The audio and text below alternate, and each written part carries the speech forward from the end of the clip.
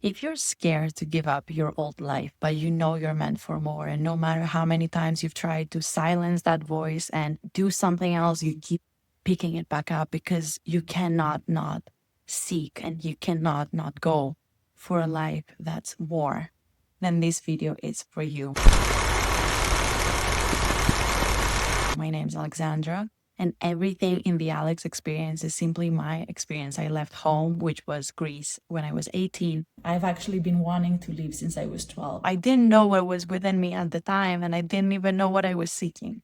All I knew was that I had to get out in the world and figure it out and do things that bring me to life.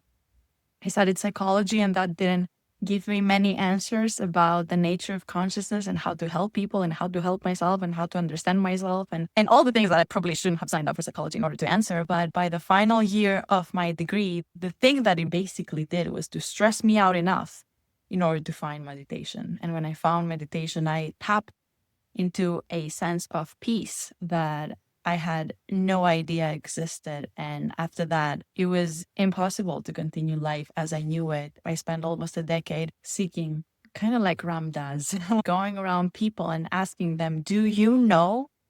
Like many seekers on this path, I've started with psychology, then moved into contemplative practices like meditation and yoga, and then found my way to psychedelics. Now I'm a psychedelic integration coach, and I help people who, like me, have been seeking mind-expansive, life-changing breakthrough experiences, and they want to turn that into their baseline, because I strongly believe that on a day-to-day we are underutilizing our potential. And when we do this work, committing to things that are good for us and seeing how good it can possibly become, I think our potential is infinite. And I'm really curious to figure out how good it can get for myself and for my clients.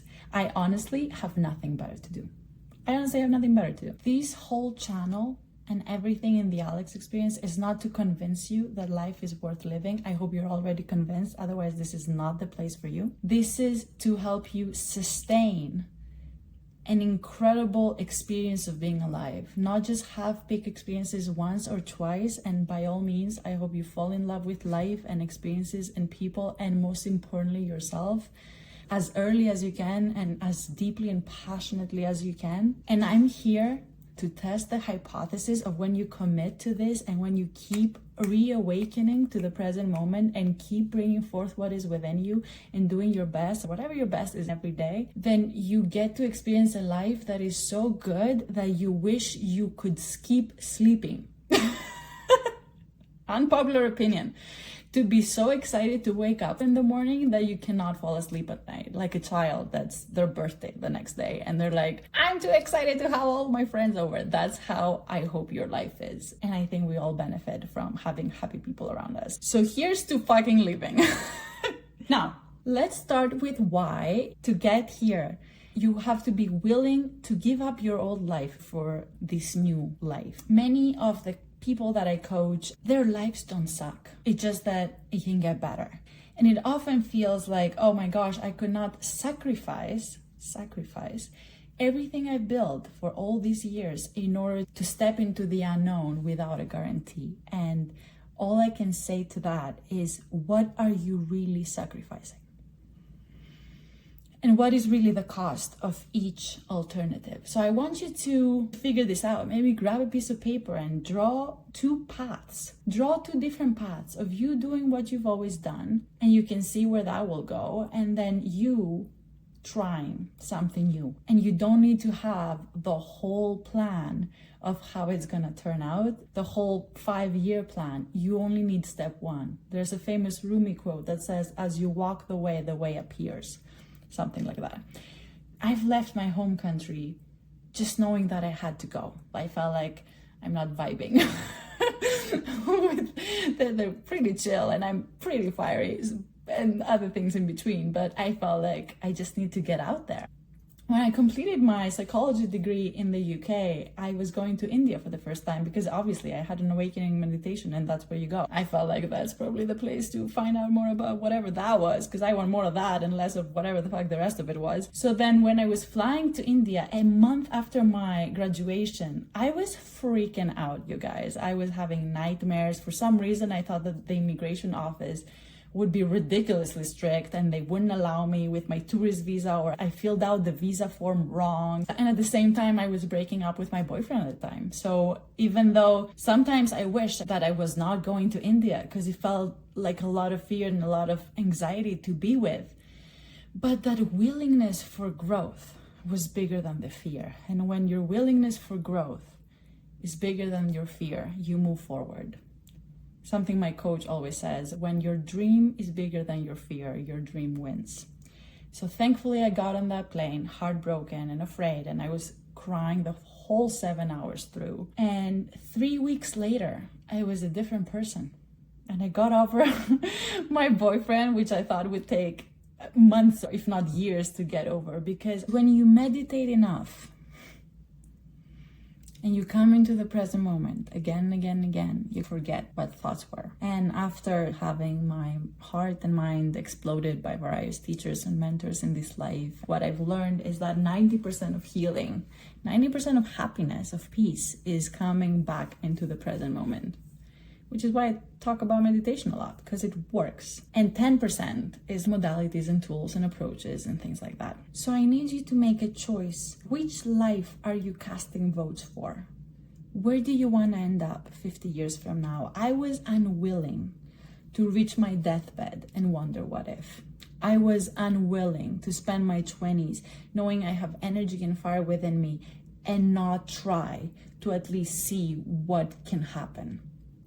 And it reminds me of that Leonardo da Vinci quote that says, "It had long since come to my attention that people of accomplishment rarely sat back and let things happen to them. They went out and happened to things." Will it be easy? No. But do you really want a life that's easy? And you gotta get your priorities straight. Because when the things you want don't match the way you show up, there's a problem. You may say that you want to be happy. You might say that you want an extraordinary life, but you cannot be complaining about the things that you're not doing. And just like every good coach and every good mentor, you have to be that for yourself. You need to push yourself past the point where you normally quit. There was a phrase in The Big Magic by Elizabeth Gilbert where she was talking to this yoga teacher, who told her most people quit their yoga practice right before it gets interesting. But instead of excusing yourself for mediocrity, how about you get curious about what's on the other side of fear, on the other side of comfort, on the other side of giving up your life. And hey, your life can be there when you come back. But what often happens is that people don't tend to come back from gap years because they change them, and that's the point. And so you try something and it fails, then try again. Because you'd rather self-actualize or die trying, because you have nothing better to do. Because when you're on this path of growth, of wanting to see who you can become, there's no really a plan B, it's only a plan A. People ask me, how did I leave Greece at 18? How did I go to India at 21? How did I move to Colombia at 22? I had nothing better to do. I saw a life that my parents lived, that so much love and respect and gratitude for my parents, but they did not portray a life that I wanted to live. And neither did anyone in my hometown or any role models that I personally knew. You work a job and you work a lot and you're not happy. Or you don't work and you take care of children and you're not happy, and you're still trying to sell me this idea that this is the life I need to live. No, I mean, I don't know what I want to do, but let's start with the obvious. How about the opposite of that? Whatever your advice is, I'm gonna do the opposite because I don't want to end up where you are. Isn't that logical? I don't know. Isn't it more logical to invest in the areas that you want to grow into, to dedicate yourself to the things that you're pulled towards? Like, what else am I supposed to do in this life? Seems like I'm somehow alive and I'm not retarded, so might as well bring forth what is within me. I don't know. Do you have a better idea of what to busy myself with? Which brings us to start before you're ready. If you're anything like I have been for many years in my life, You are preparing for the thing. You are doing research, you're getting qualifications, you're learning the language.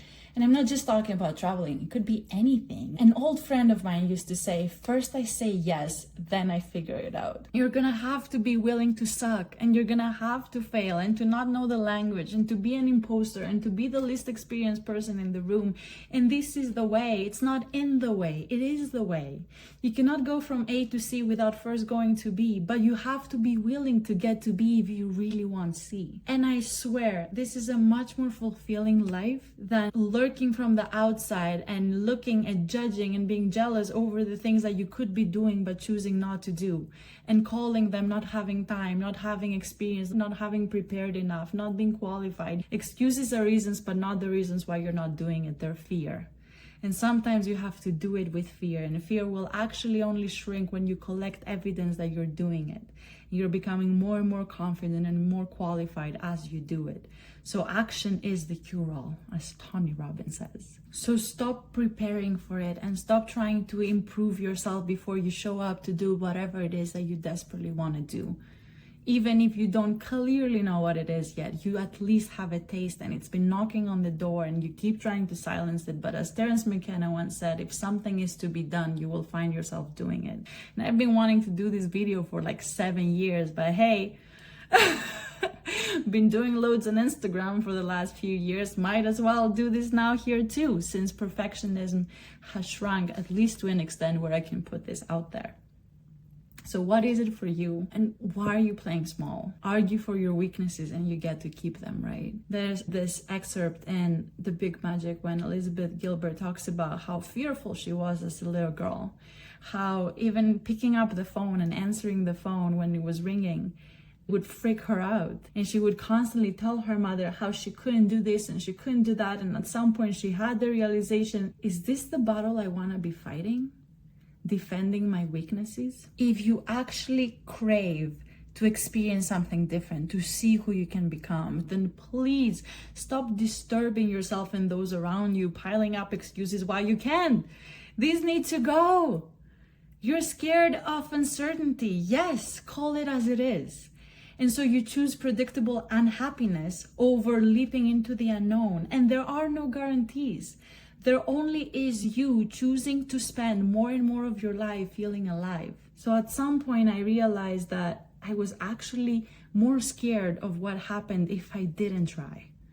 Because when you realize that the worst thing that can happen is that you end up back in the place that you are now before you started, that's not even bad enough. And honestly, those of us that commit ourselves to growth, there is no plan B.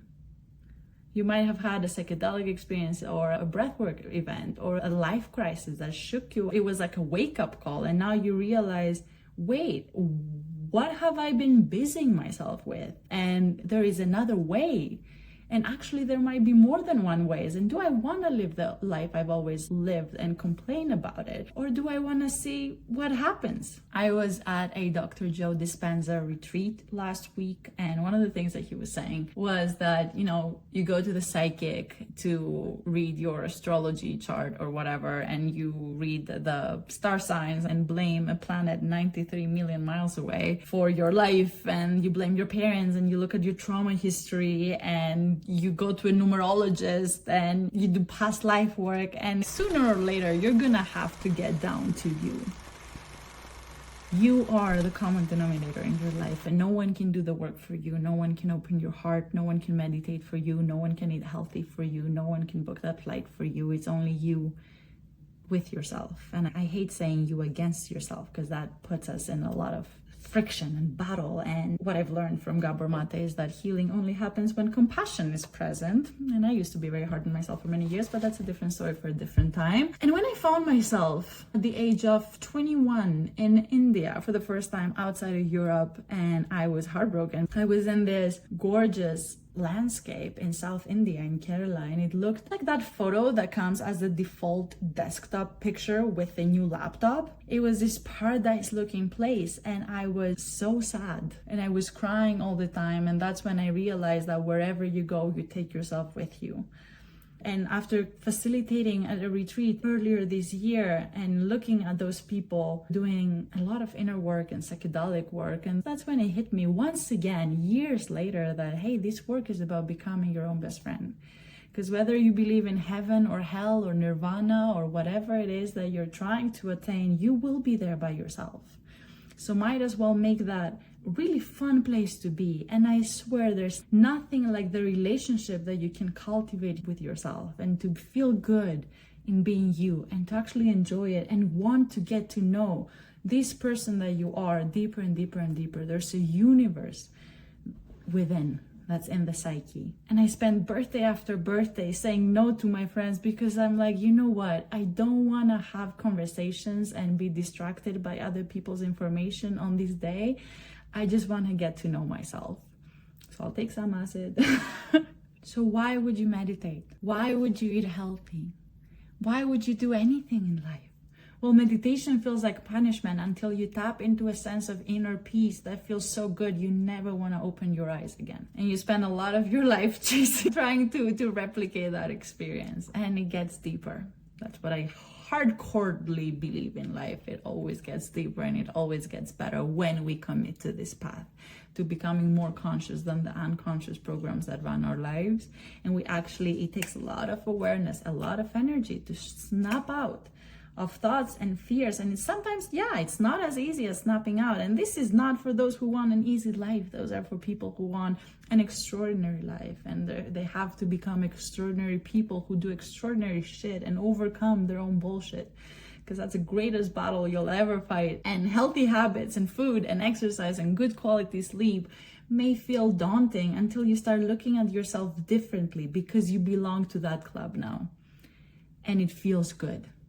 And you like who you are more and more. You're like, yes, I work out. Yes, I eat healthy. Yes, I sleep well. Good for me. The most noble act you can busy yourself with in this life, this is my Alex experience, right? Is to become your own best friend. This is something that for many years I did with guilt. It felt like, oh, I should probably get a normal job instead of doing yoga for many hours a day, or instead of volunteering as a yoga teacher in hostels and yoga studios just because I'm in a different culture and continent that explodes my brain. And I fall in love with life more. Maybe life shouldn't feel this good. Maybe I will end up like my parents. Maybe this is not gonna last. Maybe this is just because I'm in my early 20s. And you know what? I kept doing it. And it gets better and better. And I want you to have it. And why am I doing this, by the way? Because I cannot not do it. Because if something is to be done, you will find yourself doing it. And if I don't share, I will pop. And I actually think that we benefit by sharing our story and by helping each other help themselves. So I'm gonna start wrapping up here. This was supposed to be a quick video. Let me end with something deep. It comes from the Gospel of Thomas, and it says, if you bring forth what is within you, what you bring forth will save you. If you do not bring forth what is within you, what you do not bring forth will destroy you. So choose your battles and let's live a life that's worth living, y'all.